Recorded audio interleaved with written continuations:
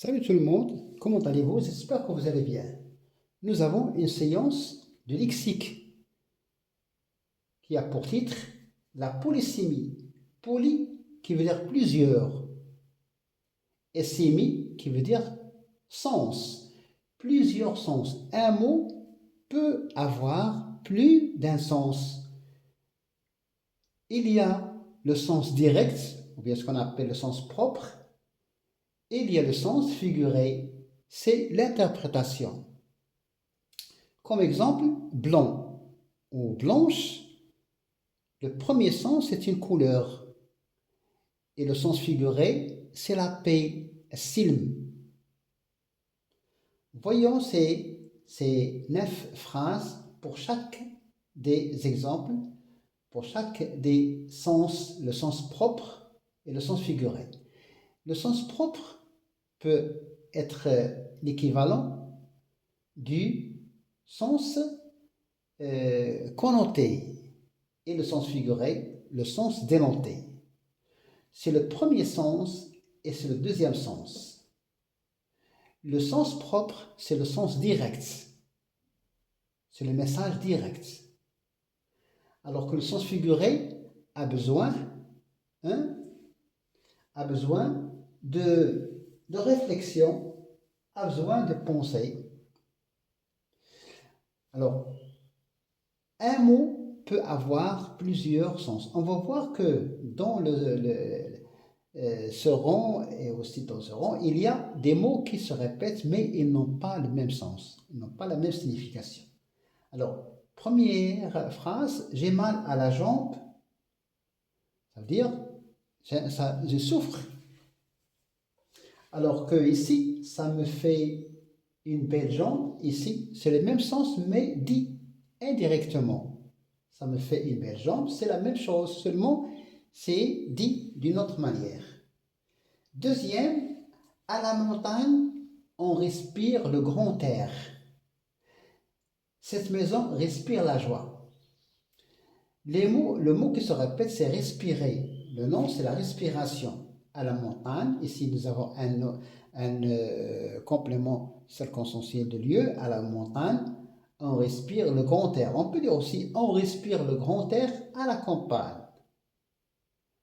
Alors nous avons ici, le sens direct, c'est que à la campagne, il y a l'air pur, sain, et il y a de l'oxygène. Alors qu'ici, cette maison respire la joie.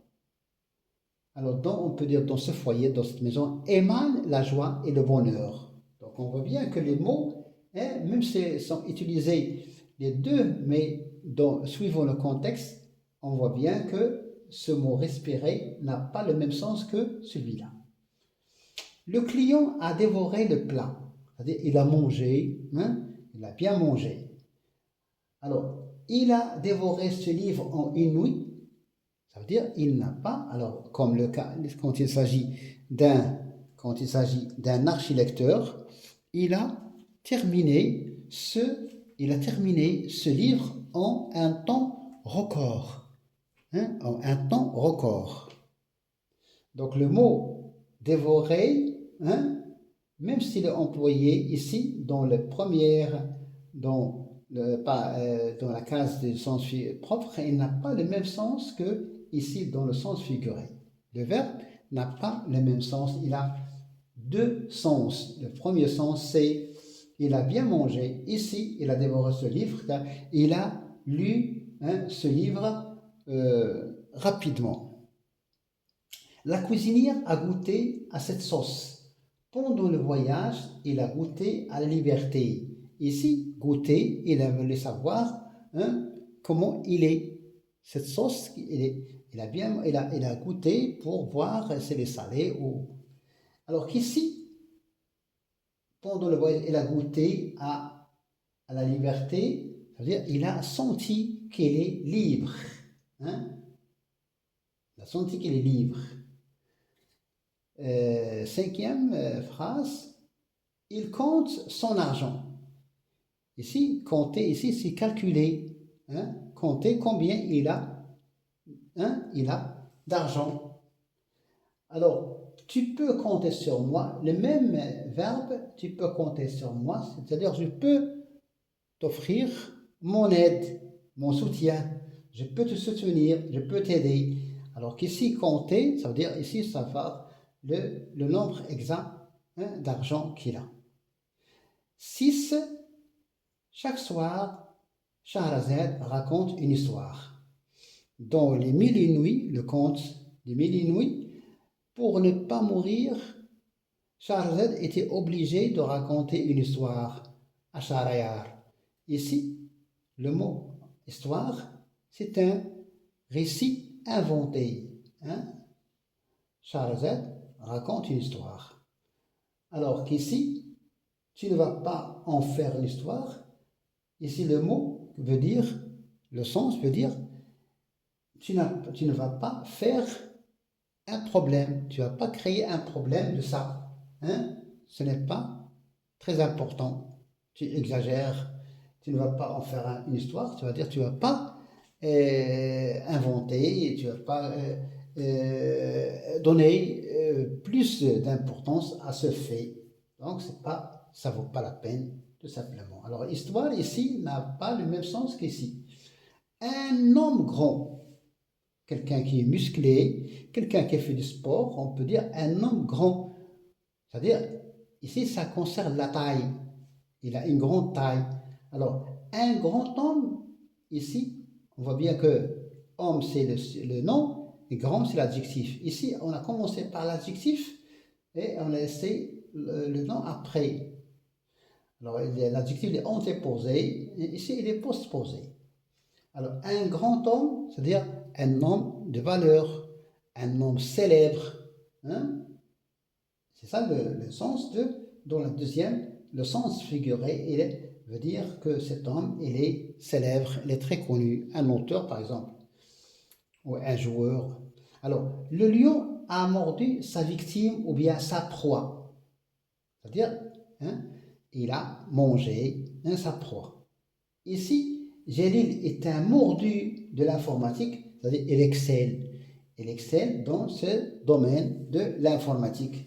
Il est brillant, c'est un génie.